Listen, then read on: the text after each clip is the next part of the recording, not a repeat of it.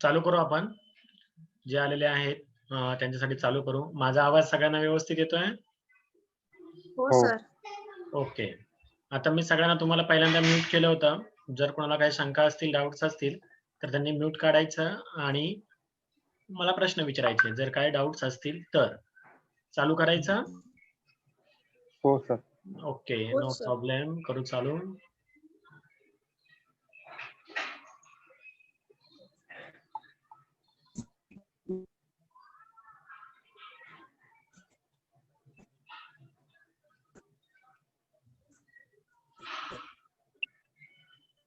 सगळ्यांना स्क्रीन दिसतेय?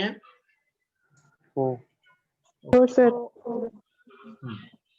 आज आपण आपला जो सिलेबस आहे त्या सिलेबस मधला जो फर्स्ट टॉपिक आहे इंटरेस्ट तो चालू करतोय. म्हणून मी टॉपिकला फर्स्ट टॉपिक, माझं जरा अक्षर थोडंसं खराब आहे, तुम्ही समजून घ्यायचं, कारण मी शक्यतो फळा यूज करत नाही, तुमच्याकडनं जास्त करून घेतो.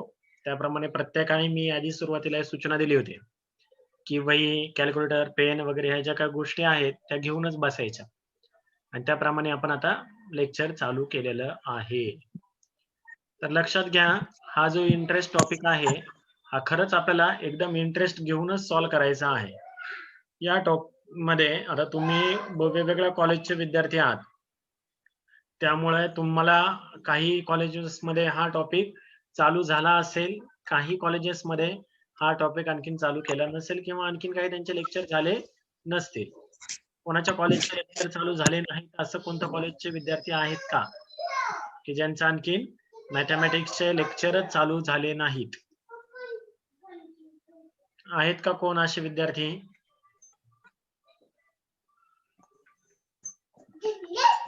म्हणजे सगळ्यांचे कॉलेजचे लेक्चर चालू झालेले आहेत. सगळ्यांचे लेक्चर चालू झालेले आहेत. बोला बोला.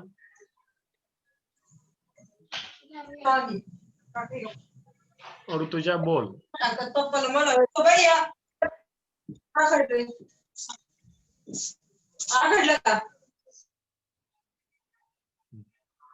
काळजी घ्यायची प्रत्येकाने.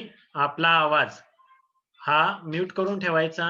जर डाऊट्स असतील, शंका असतील तरच म्यूट काढायचं आणि बोलायचं. तुमचा आवाज हा आपल्याला कळत नाही आवाज येतोय का. इतरांनी हेडफोन लावलेले असतात, त्यांच्या कानामध्ये आपला आवाज घुमतो, शॉक बसल्यासारखा त्यांना शॉक बसतो.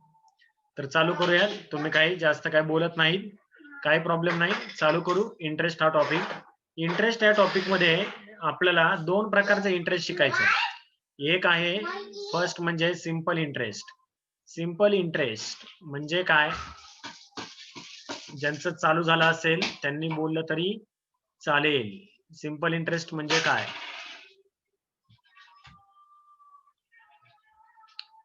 कॉलेजमध्ये हा टॉपिक चालू झालाय ना?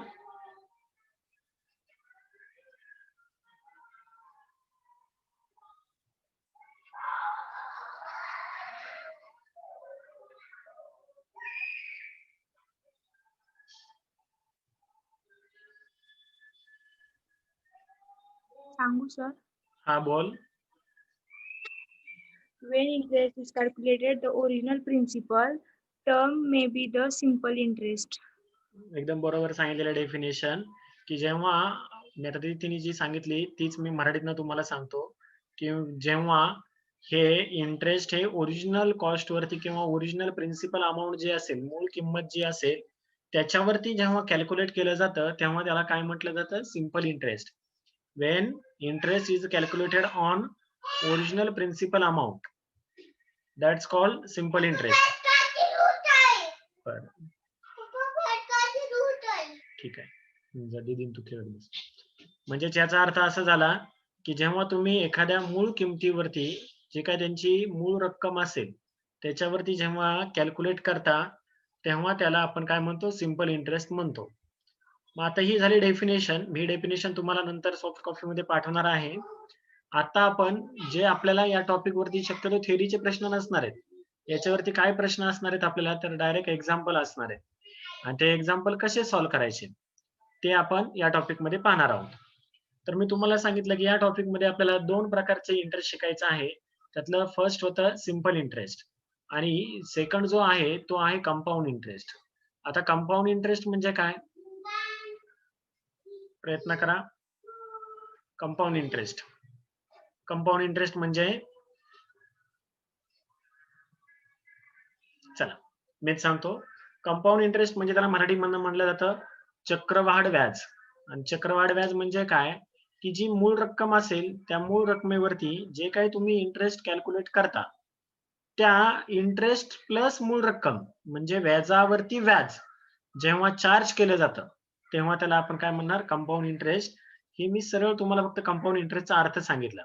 कंपाऊंड इंटरेस्ट बद्दल मी आता जास्त काही बोलत नाही कारण आता आपल्याला चालू करायचं आहे सिंपल इंटरेस्ट. म्हणून आपण सगळ्यात पहिल्यांदा चालू करू. ये लिहा simple interest. Simple interest.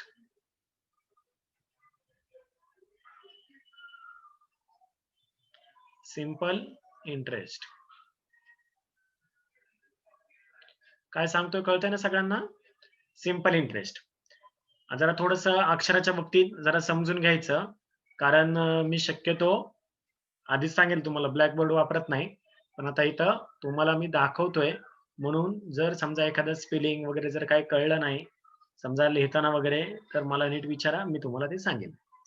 Simple interest.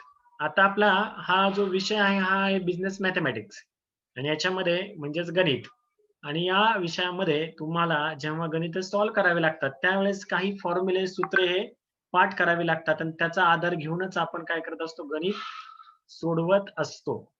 मग त्यासाठीचे कोणते कोणते फॉर्म्युले आहेत? तर सिंपल इंटरेस्ट मध्ये जसं जसं आपण शिकत जाऊ तसं त्यातले जे काही फॉर्म्युले आहेत ते फॉर्म्युले मी तुम्हाला सांगत जाईल. सगळ्यात पहिल्यांदी जो साधा आणि एकदम सोपा असा फॉर्म्युला आहे तो फॉर्म्युला आपण पाहू. फर्स्ट फॉर्म्युला आपण बघूया. आणि मी फॉर्म्युला तुम्हाला सांगतो. सिंपल इंटरेस्टला म्हटलं जातं capital I. Capital I is equal to P R N. P capital, R small आणि एन सुद्धा स्मॉल डिवायडेड बाय किंवा अपॉन 100. हा आहे फर्स्ट फॉर्म्युला. फॉर्म्युला एकदम सोपा आहे. बघा मी फॉर्म्युला काय सांगितलेला बॉक्स करून घेतो मी या फॉर्म्युलाला. आय म्हणजे simple interest is equal to P R N upon 100. Simple इंटरेस्टचा हा इंटरेस्ट काढण्याचा फॉर्म्युला आहे. हा एक नंबरचा फॉर्म्युला आहे जो तुम्हाला मी आता सांगितला. हा फॉर्म्युला आजच्या आज पाठच करायचा.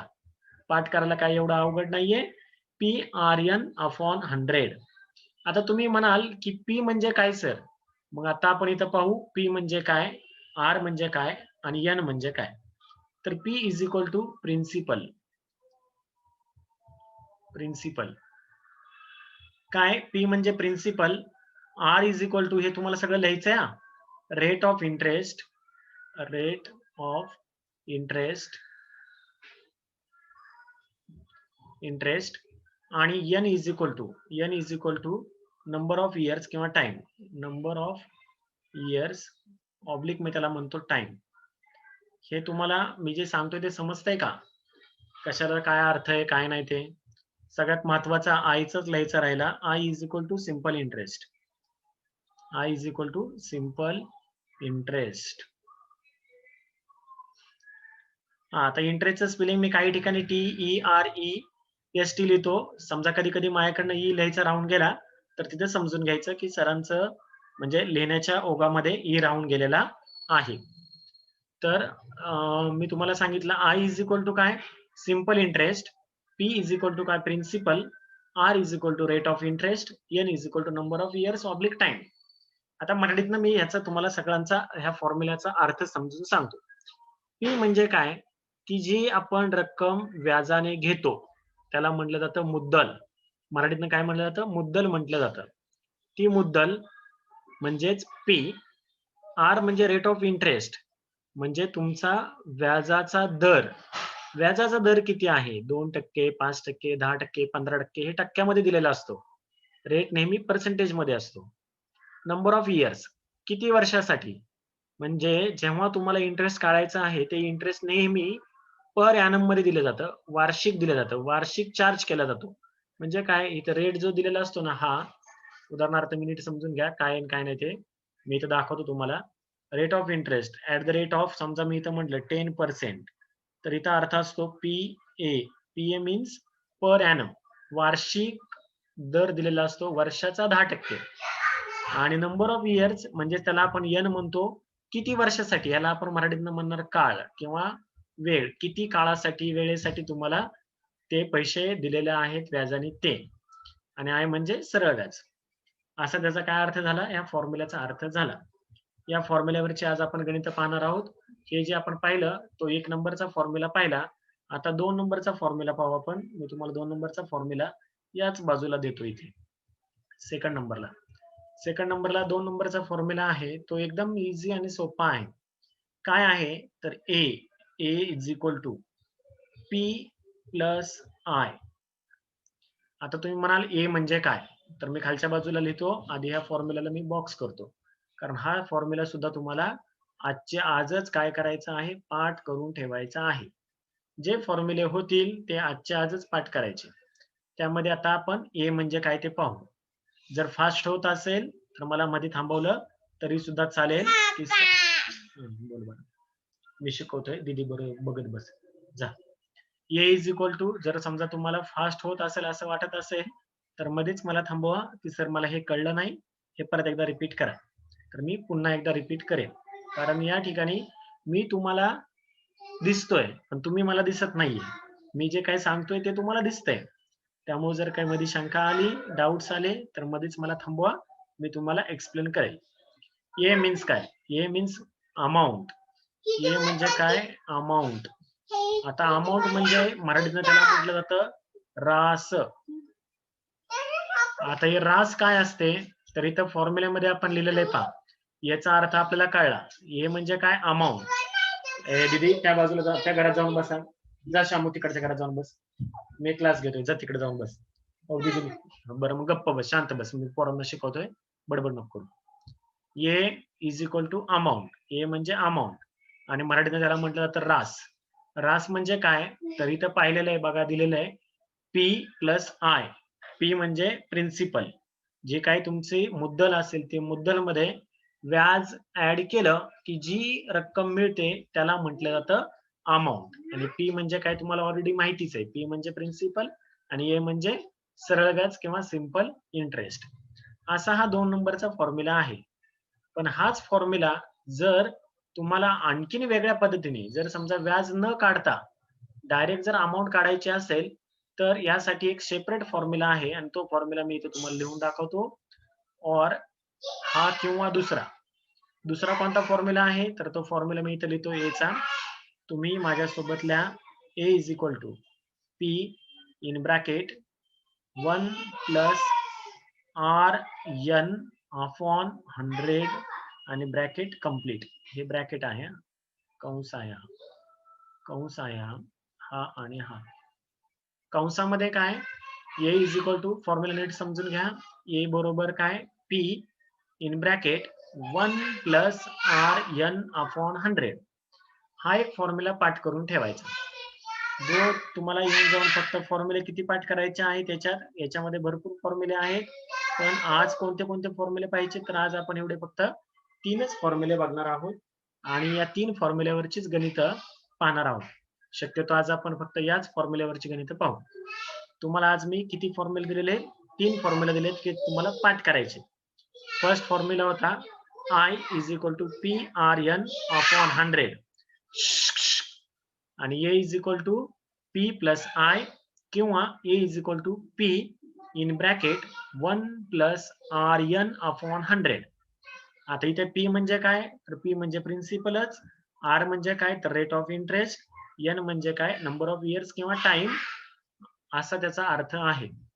मी जे तुम्हाला आता जे फॉर्म्युले सांगितले हे फॉर्म्युले समजलेले आहेत का? पहिल्याच दिवस आहे त्यामुळं काहींना समजायला अडचण येऊ शकते. पण मी आता तुम्हाला विचारतोय, हे जे मी फॉर्म्युले सांगितलेले आहेत हे कळले का? थोडंफार तरी समजतंय का? माझा आवाज येतोय? एक मिनिट. कदाचित तुम्हाला रिप्लाय देता येत नसेल. एकच मिनिट.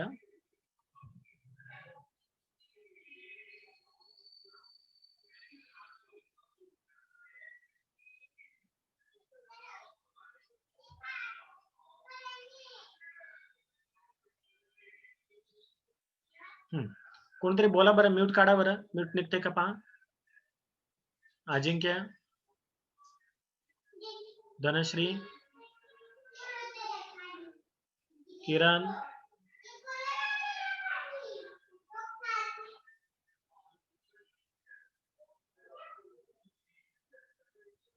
माझा आवाज येतोय का तुम्हाला?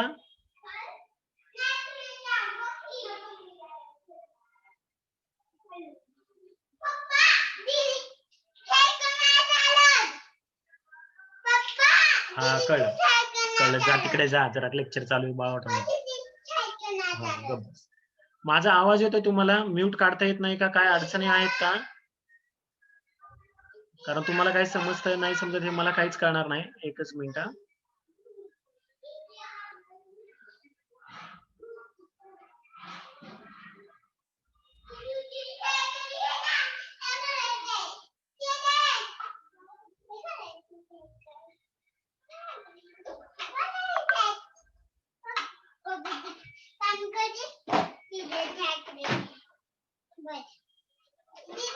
आवाज येतोय?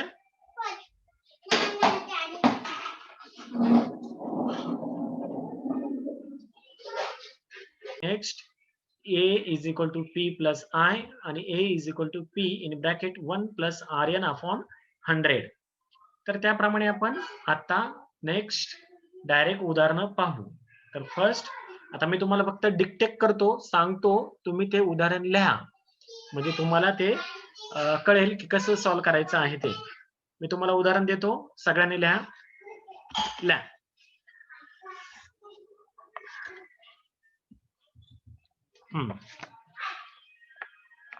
सांगू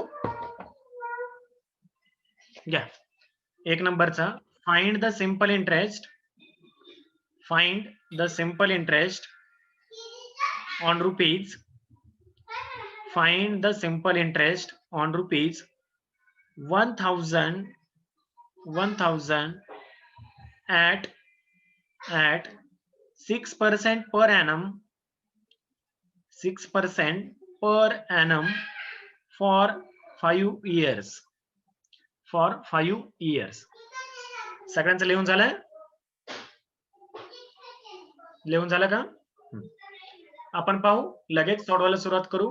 गणिताचा आधी अर्थ समजून घेऊ, कारण गणिताचा अर्थ जर कळला तरच आपल्याला उदाहरण सोडवता येतं व्यवस्थित. तर पहा, आपल्याला काय म्हटलं होतं? Find the simple interest. Find the simple interest on rupees. मी पण लिहितो, जरा पहिला दिवस आहे असं नको व्हायला. ऑन रुपीज 1000च म्हटलं होतं ना, at 6% per annum, at 6% per annum for 5 years. For 5 years. असं तुम्हाला गणित मी दिलेलं होतं. हे एक नंबरचं गणित आहे. आता आपण हे सॉल्व्ह करू. कसं सॉल्व्ह करायचं? तर गणिताचा आधी अर्थ समजून घ्या. गणित एकदम सोपं आहे. Find the simple interest. Simple interest शोधा किंवा काढा ऑन रुपीज. ऑन रुपीज 1000, 1000 रुपयावरती ऍट 6% पर ॲनम, 6% पर ॲनमने. किती वर्षासाठी? तर 5 वर्षासाठी विचारलेलं आहे. आता हे झालं गणिताचा अर्थ. आता आपण सोडवायला सुरुवात करू. सगळ्यात पहिल्यांदा काय करायचं? ह्या गणितावरून जी इन्फॉर्मेशन आपल्याला दिली आहे ना, ती लिहून घ्यायची. कशी लिहायची? तर त्यासाठी म्हणायचं गिवन. काय काय दिलेलं आहे? गिवन. कॉमा करायचा. गिवन काय दिलेलं आहे? ऑन रुपीज 1000, 1000 रुपयावरती व्याज विचारलेलं आहे. म्हणजे इथे काय आहे? प्रिन्सिपल अमाऊंट किती आहे? मुद्दल किती आहे? तर 1000 रुपये आहे. त्यामुळे आपण इथं काय लिहिणार? P is equal to 1000. कळलं का? समजलं का? ज्यांना कोणाला कळत नसेल तर लगेच मला विचारा, कारण हे पहिलं गणित आहे, समजायलाच पाहिजे. जरी थोडा जरी मनात डाऊट्स आला की ह्याला सर पीच का म्हणायचं, हे का म्हणायचं नाही, ह्याला सिंपल इंटरेस्ट का म्हणायचं नाही, असे जरी साधे प्रश्न असतील तरी तुम्ही ते विचारले गेले पाहिजेत, तरच तुम्हाला गणित विषय कळणार आहे. म्हणून इथं मी लिहिलं P is equal to 1000. Next, काय दिलेलं आहे, रेट दिलेला आहे, म्हणून इथं मी म्हणणार R इज इक्वल टू 6%. आणि काय दिलेलं आहे, N पण दिलेला आहे, N is equal to 5 years. 5 years. आणि काय विचारलेलं आहे आपल्याला, सिंपल इंटरेस्ट विचारलेले म्हणजे I is equal to question mark. अशा प्रकारे आपल्याला जी इन्फॉर्मेशन गणितात दिलेली होती ती आपण आपल्या शब्दांमध्ये लिहून घेतली. हे कळलं का सगळ्यांना? आता काय करायचं पाहू. आता आपण घ्यायचा फॉर्म्युला. फॉर्म्युला कोणता यूज करायचा, तर आपल्याला जे 3 फॉर्म्युला दिलेले होते त्या 3 फॉर्म्युल्यापैकी कोणती कोणती माहिती आहे त्याच्यावरती डिपेंड करते की तुम्ही कोणता फॉर्म्युला यूज करणार. तर फर्स्ट फॉर्म्युला काय होता आपला, PRN अपॉन 100. मग इथे आपल्याला P दिलाय का, दिलेला आहे. R दिलाय का, दिलेला आहे. आणि N पण दिलाय का, तर दिलेला आहे. म्हणजे आपण कोणता फॉर्म्युला यूज करणार, तर फर्स्ट वाला जो फॉर्म्युला आहे तो यूज करणार. म्हणून आपण इथे फॉर्म्युला लिहून घेऊया. I इज इक्वल टू, माझ्या बरोबर तुम्ही घ्या, I is equal to PRN भागिले 100 भागिले 100. आता याच्यामध्ये काय करू आपण, किमती टाकू. मग किमती टाकायच्या आहेत. इज इक्वल टू च्या खाली इज इक्वल टू चं साइन द्यायचं, बरोबरच्या खालीच बरोबरचं चिन्ह. आता इथं P किती आहे, 1000 आहे, म्हणून इथं मी किंमत टाकली 1000. आता R, दोघांमध्ये काहीही साइन नाहीये, काही साइन नाही म्हणल्यानंतर इथं द्यायचं गुणिलेचं चिन्ह. 1000 गुणिले R किती आहे, 6 दिलेला आहे, 6%, म्हणून इथं मी घेणार 6च फक्त, गुणिले N किती आहे, तर N दिलेला आहे 5, त्यामुळे मी घेतला 5. आणि या सगळ्यांना भागिले किती आहे, 100, म्हणून मी घेतले 100. मी काय केलंय, फक्त या फॉर्म्युल्यामध्ये इथे खाली फक्त किमती टाकल्यात. ह्या ज्या वरती लिहिलेल्या होत्या किमती त्या खाली टाकल्यात. आणि आता मी हे सॉल्व्ह करणार. कसं सॉल्व्ह करायचं, तर आपल्याला कॅल्क्युलेटर अलाउड आहे, म्हणून तुम्ही कॅल्क्युलेटर यूज करा. किंवा एखाद्याला समजा कॅल्क्युलेटरची सवय नसेल तर जे काय गणित तुम्ही ज्या पद्धतीने सॉल्व्ह करतात त्या पद्धतीने सॉल्व्ह केलं तरी चालेल. उदाहरणार्थ इथं खाली 2 झिरो होते, हे 2 झिरो कट झाले, हे वरचे पण 2 झिरो कट झाले. त्यानंतर 10 गुणिले मी काय केलं, 6 केलं, ते आलं 60. आणि 60 गुणिले 5 केलं तर ते जे येईल ते असणार आहे आपलं उत्तर. मग किती उत्तर येतं पहा, किती येईल, 300. 30 गुणिले 10, 300. I इज इक्वल टू काय आला आपला, 300 रुपये. कळलं का? मग मी खाली लिहिल, simple interest is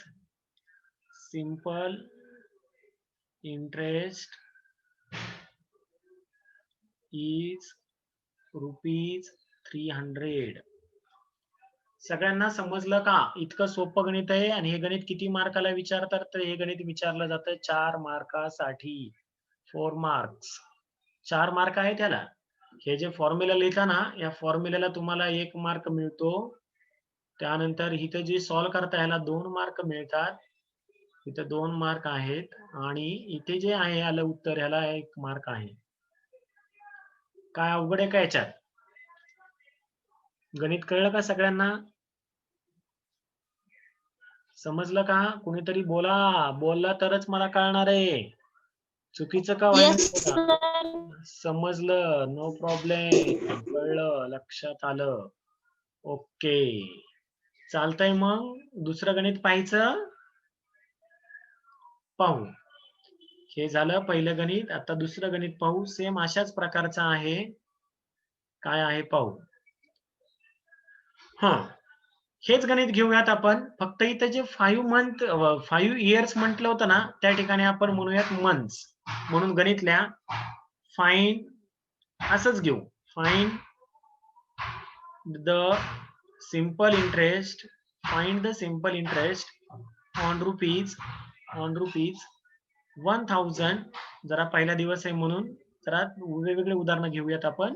1000 at, same घेऊ आधी, 6% पर एनम फॉर, आता इथं 5 इयर्स होते, त्याच्याऐवजी आपण म्हणू 5 मंथ्स. आणि आता आपण सॉल्व्ह करू.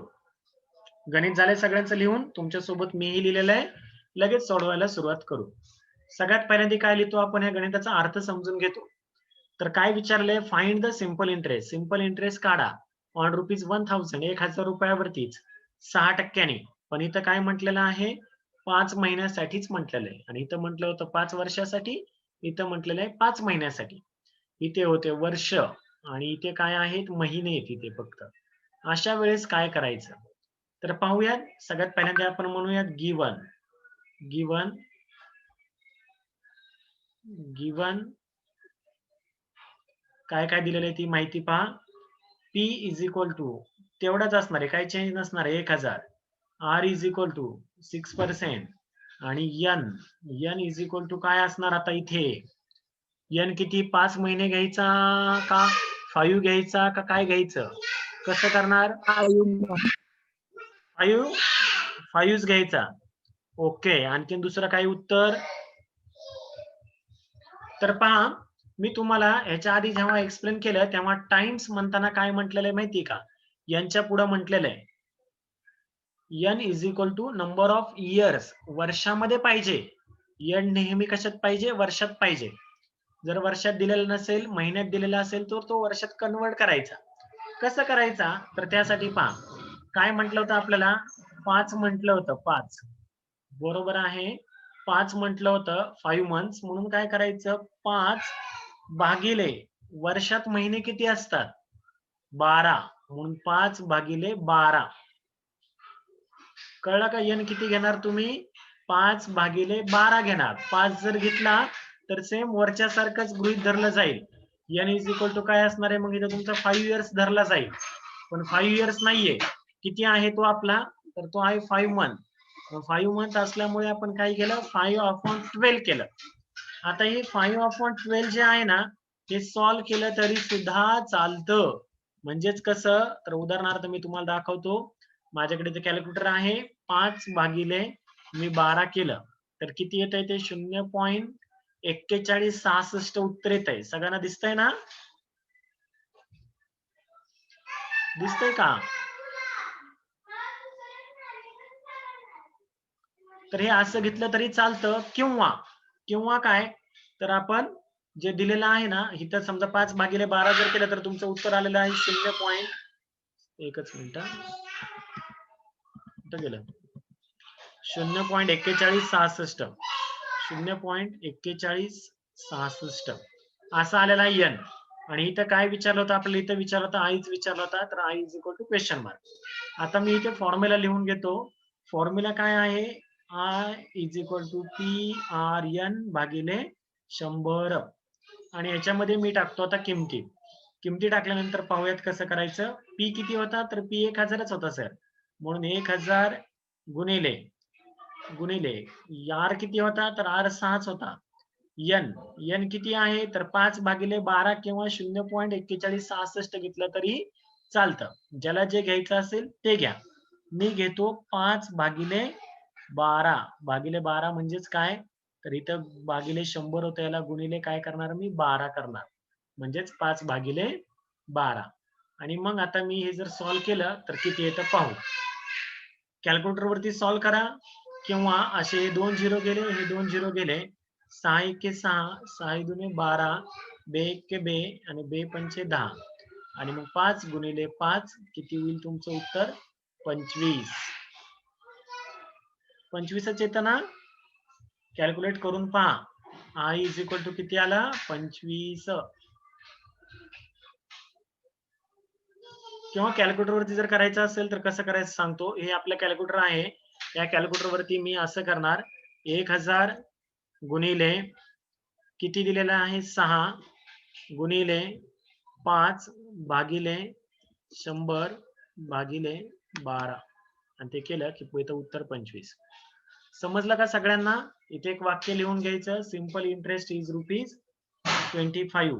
म्हणून इथं लिहा, सिंपल इंटरेस्ट इज ₹25. कळलं का सगळ्यांना. घ्यायचं पुढचं गणित घेऊयात. जर कोणाला कळलं नसेल तर मला विचारा. पुढचं गणित घ्या. पुढचं गणित जरा थोडंसं आता वेगळं घेऊया आपण. आता असं यासारखंच नको घ्या. व्हॉट विल बी, मीही लिहितो तुम्ही पण लिहा 3 number. What will be the interest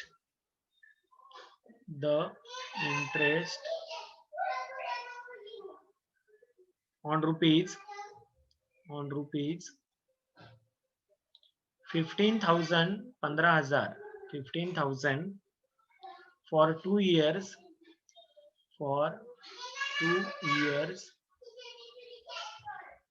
at 10% per annum question mark. आणि पुढे कंटिन्यू मध्येच how much amount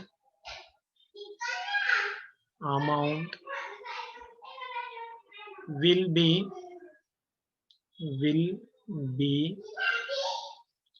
borrow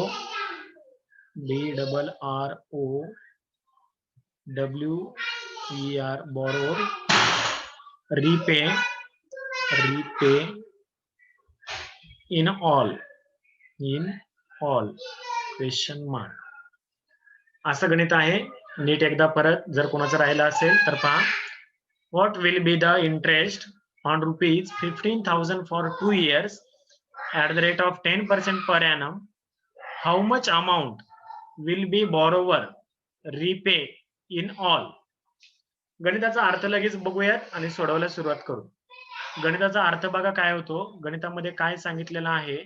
what will be the interest किती असेल ऑन रुपीज 15,000 वरती व्याज किती असेल फॉर 2 years 2 वर्षासाठी 10% पर एनम ने 10% पर एनम ने 10% दराने. आणि इथपर्यंत एक प्रश्न आहे. इथपर्यंत आपल्याला काय विचारलं होतं. फक्त इथपर्यंत आपल्याला विचारलं होतं की इंटरेस्ट किती असेल हे पहिल्या गणितात. आणि नंतर काय विचारलेलं आहे. How much amount will pay borrower म्हणजे ज्यांनी व्याजाने पैसे घेतलेले आहेत तो व्यक्ती किती पैसे भरेल म्हणजे इथं काय विचारलेलं आहे. तुम्हाला इथं विचारलेलं आहे ए. म्हणजे पहिल्यांदा विचारलेलं आहे आय आणि दुसऱ्यांदा विचारलेलं आहे ए. म्हणून आपण सगळ्यात पहिल्यांदा घेऊयात लिहून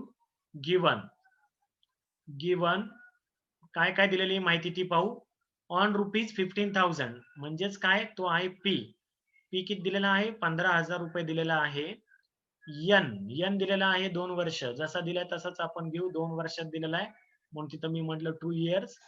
आर इज इक्वल टू किती दिलेला आहे 10%. आणि आपल्याला काय विचारलेलं आहे तर एकदा पहिल्यांदा विचारलेलं आहे आय आणि दुसऱ्यांदा विचारलेलं आहे ए इज इक्वल टू काय. मग आता आपण याच्यामध्ये सॉल्व करू. सॉल्व करत असताना पाहू आपण कसं सोडवायचं. मग मी इथं फॉर्म्युला लिहून घेतो. फॉर्म्युला काय वापरणार तर आपण आधी आय काढू. म्हणून आयचा फॉर्म्युला घेऊ. I is equal to PRN भागिले 100. आणि आता इथे किमती टाकूयात. पी पा किती दिलेला होता. पी दिलेला होता 15,000 म्हणून मी इथं म्हणणार 15,000 गुणिले एन किती होता माझा 10 म्हणून 10 गुणिले एन किती आहे एन आहे 2 म्हणून इथं लिहिलं 2 भागिले 100 आणि त्याला भागिले किती केलं 100 केलं. आता हे जर सॉल्व केलं तर पाहू किती येत आहे. हे 2 0 गेले 1,500 3,000 किती उत्तर आलं आपलं 3,000 उत्तर आलं. हा आला आपला आय किती आला 3,000 रुपये आला. आता आपल्याला काय विचारलेलं आहे त्यांनी ए पण विचारलेलं आहे. ए आपला आय तर झाला. आता ए मग ए मी कसा काढणार आहे तर मी इथे लिहिणार formula A is equal to P plus I. मग पी किती होता माझा पी होता 15,000 म्हणून इथं मी लिहिलं 15,000 अधिक आय किती होता माझा 3 आलेला आहे तो 3,000 रुपये आलेला आहे म्हणून 3,000. आणि मग यांची बेरीज केली तर ही बेरीज येईल माझी 18,000 म्हणजे हे किती आला 18,000 आला. कळलं का सगळ्यांना? समजलं का कसं आलंय ते? हे मी तुम्हाला पाठवणार आहे पीडीएफच्या स्वरूपात. समजलं का गणित कसं आहे ते? आणि हे जरा आणखीन वेगळ्या पद्धतीने पण सोडवता येतं. ते आपण उद्या पाहू कसं सॉल्व्ह करायचं ते. कशा पद्धतीने. दुसरा एक फॉर्म्युला आहे. तो फॉर्म्युला कसा आहे तो आपण उद्या पाहणार आहोत. आज आपण इथे थांबूयात कारण 1 मिनिटापेक्षा पण कमी वेळ राहिलेला आहे. जरा आज पहिला दिवस होता आणि जरा प्रॉब्लेम होता